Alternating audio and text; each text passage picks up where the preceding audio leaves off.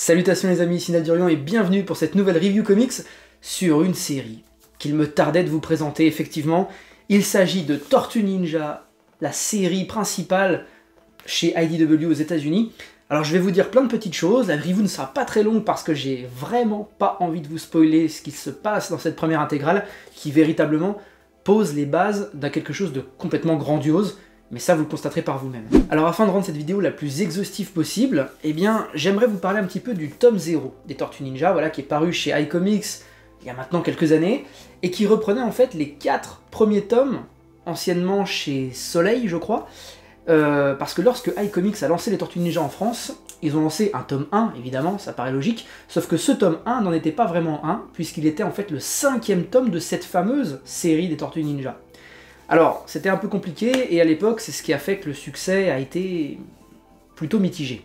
Parce que les gens achetaient ce tome 1, pensant pouvoir commencer les tortues, et en fait, ils débarquaient dans un truc qui était déjà bien installé, et toutes les intrigues de départ étaient complètement ellipsées. Donc, iComics est revenu sur cette erreur en sortant ce fameux tome 0, un gros bébé, paru à 49,90 €, je sais plus quand, je crois que c'était en 2019, mais bon, j'ai peut-être un doute, et il venait donc réparer les erreurs commises par la sortie de ce fameux tome 1 qui était un petit peu biaisé. Aujourd'hui, vous n'avez aucun intérêt de vous le procurer, non, parce qu'aujourd'hui, iComics nous fait la surprise quand même, parce que pour le succès des Tortues Ninja, quand même, qui était un peu mitigé en France, hein, c'est peu de le dire, la série a failli être annulée un nombre plutôt significatif de fois, et Sullivan Rouault, donc le directeur éditorial de chez iComics, s'est vraiment battu, mais bec et ongle, pour que la série subsiste, et arrive à franchir, tome après tome, le minimum de ventes requis, donc forcément, hein, ça passait par des coûts supérieurs qui se sont répercutés sur nous. On a eu des tomes vraiment à plus de 20 balles, alors que la pagination était assez faible, mais bon, c'est ce qui... En fait, les acheteurs comme moi, qui ont été sur les hardcovers, hein, donc les tomes comme ceux-là, c'est vraiment nous qui avons soutenu et rendu possible le fait que la série TMNT sorte enfin en intégrale. Une intégrale au format souple, qui n'est pas pour me déplaire, à un prix que je trouve un petit peu excessif. Alors je chipote, mais honnêtement, pour moi ça c'est du 35 € max. Pourtant ça sort à 40 balles, 39,90 €. C'est chéros. C'est chéros, par contre c'est de bonne qualité. Il n'y a aucun problème par rapport à du Chronicles chez Urban, il n'y a rien à voir, c'est beaucoup plus solide. Moi, ça m'a accompagné pendant mes vacances, je l'ai lu dans plein d'endroits différents, et il est nickel. Alors, bien sûr, j'en prends quand même soin, on va pas se le cacher. On a des couvertures superbes avec du relief, du vernis sélectif, nickel. Alors je vais essayer de répondre à un maximum d'interrogations possibles que vous pourriez avoir. Est-ce que vous devez commencer la série TMNT par les hardcovers? Non, ça n'a aucun sens aujourd'hui.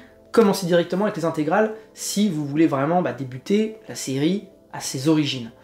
Parce que là, vous procurez ce tome-là qui vient de sortir, qui est un tome 1 aussi, qui s'appelle TMNT Reborn, vous allez vous spoiler 20 tomes de la continuité des TMNT, du tome 0 au tome 19. Autre question que vous pourriez avoir, est-ce que l'intégrale comprend des choses qu'on n'a pas dans le tome 0? Parce que oui, cette intégrale, c'est un tome 1, mais qu'est-ce qu'elle comprend au juste? Eh bien, je vais vous le dire. J'ai parcouru un petit peu le sommaire, vous avez déjà les 12 premiers chapitres de la série principale. Là où le tome 0 en avait un peu plus. J'ai mis un marque-page pour justement vous le prouver. En gros, l'intégrale que vous achetez, l'intégrale tome 1, comprend ce que je tiens entre mon index et mon pouce ici.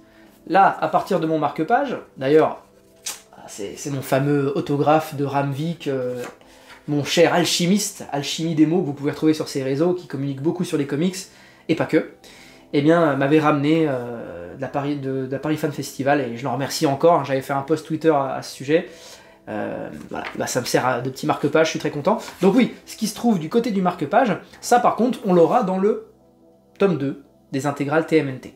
Donc voilà, ce tome 0 était conséquent, pour moi, son prix était un peu abusif, déjà, à l'époque, 50 balles. Par contre, sur l'intégrale, ici, on a des choses très intéressantes qui font que, aujourd'hui, pour commencer les TMNT, c'est ce format et c'est tout.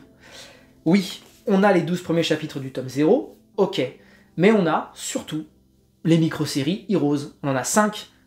Splinter, je vous les donne pas dans l'ordre. Splinter, Raphaël, Donatello, Leonardo, Michelangelo. Voilà, vous avez ça disséminé entre les 3 premiers chapitres, vous en avez déjà une première, puis encore une autre 3 chapitres plus loin.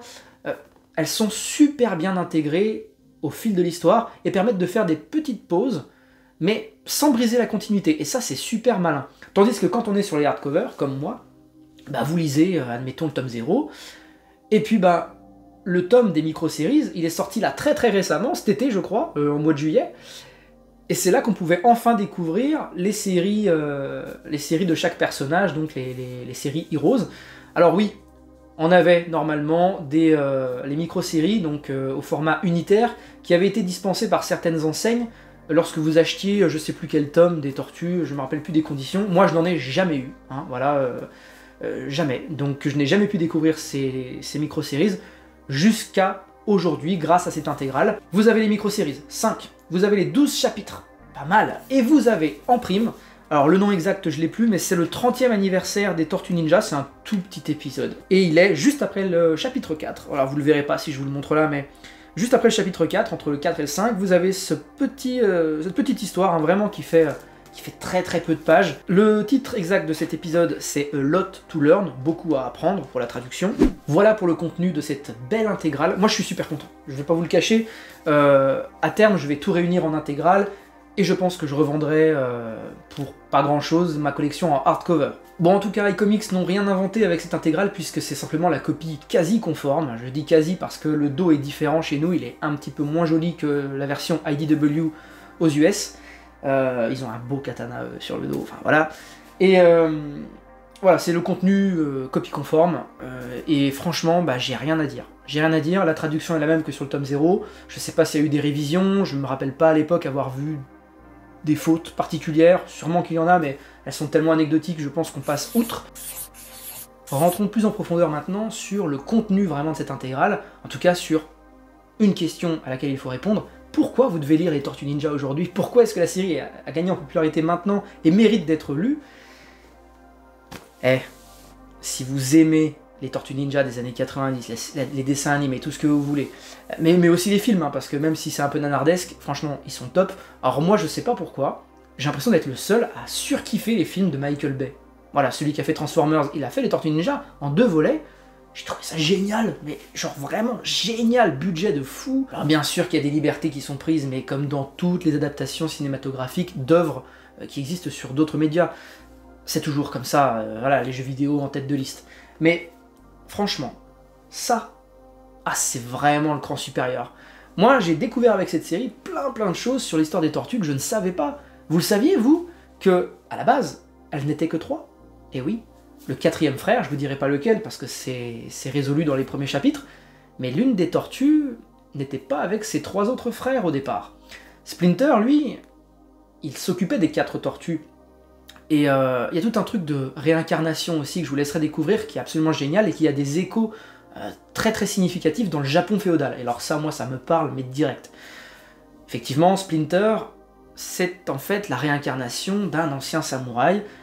Vous verrez, vous apprendrez ça dans une histoire dédiée qui est magnifique. Si vous voulez même aller plus loin et ne pas attendre que ce soit publié dans les intégrales, je vous encourage à découvrir l'histoire secrète du clan Foot, hein, qui est un récit complet en hardcover chez iComics, génialissime. Peut-être que j'en parlerai sur la chaîne d'ailleurs, ça me fait penser. Faudra que je le relise pour l'occasion, parce que je l'ai lu il y a quelques temps. Voilà. Et Splinter, en fait, vraiment, c'était le papa. C'est le papa des Tortues Ninja. Et avant qu'elles deviennent des Tortues Ninja, en fait, quand elles étaient juste des tortues. Et donc elles sont devenues mutantes, etc. Splinter leur a enseigné l'art du ninjutsu. Et ben voilà, l'un des frères n'était pas avec les 3 autres. Et justement, ça nous permet de découvrir d'autres personnages très intéressants qui font partie du folklore des TMNT, à savoir par exemple April O'Neil, mais aussi Casey Jones. Casey Jones, il est génial ce personnage, et il a une histoire qui est super prenante. Vraiment, j'ai beaucoup aimé. Les Tortues Ninja n'ont rien à voir avec par exemple un récit comme Invincible, dans la construction. Vous savez, plein de sous-intrigues qui sont résolues un petit peu comme ça au fil de l'eau, et en toile de fond, vous avez une méga grosse intrigue qui va vous tenir sur plusieurs tomes. Par exemple, Mark Grayson et son père, qui est vraiment le fil rouge du récit, en tout cas sur une bonne partie. Et vous avez toutes ces micro-intrigues qui sont là à profusion. Et ben non, dans les Tortues Ninja, vous n'avez pas ça. Vous avez une grosse intrigue, avec quelques petits liens avec les personnages qui viennent trouver des imbrications là-dedans. Une fois que ça s'est résolu, bam, on passe à une suivante. Et en fait, le lecteur n'est jamais perdu. J'ai trouvé que c'était extrêmement clair dans la lecture. Alors, c'est extrêmement bien narré par Tom Valls et Kevin Eastman, qui a largement contribué à l'histoire. J'ai adoré de bout en bout. Alors moi, c'est une série que j'avais déjà découvert il y a 3 ans, que j'avais trouvé génial déjà à ce moment-là. Mais là, je trouve que dans ce format intégral, tout s'enchaîne de manière beaucoup plus fluide, et c'est vraiment la meilleure manière de découvrir les tortues aujourd'hui. Vous découvrirez l'identité du fameux ninja mystère du clan Foot. On sait tous qui c'est, hein, Monsieur Shredder. Mais bon, ça c'est l'ennemi emblématique. Mais vous le saviez, vous, que Shredder, c'est loin d'être l'ennemi le plus puissant des Tortues Ninja? Oui. Il y a du cosmique dans les Tortues Ninja, et il y a des ennemis extrêmement puissants là-haut qui débarquent sur Terre. Et ça, vous le découvrirez au fil des chapitres. C'est génial. Et franchement, allez dévorer ma vidéo sur The Last Ronin, si vous voulez un récit complet qui va vous mettre d'équerre avec les tortues. Et vous prenez directement The Last Ronin après avoir lu l'intégrale tome 1, parce que certains personnages que vous découvrirez dans The Last Ronin sont introduits dans cette intégrale. Je parle par exemple de Stockman, qui est un personnage très important, malgré qu'il se fasse un petit peu bolos à des moments. Par contre, les scènes d'action sont très bien détaillées, et je trouve que ça manque dans les comics aujourd'hui.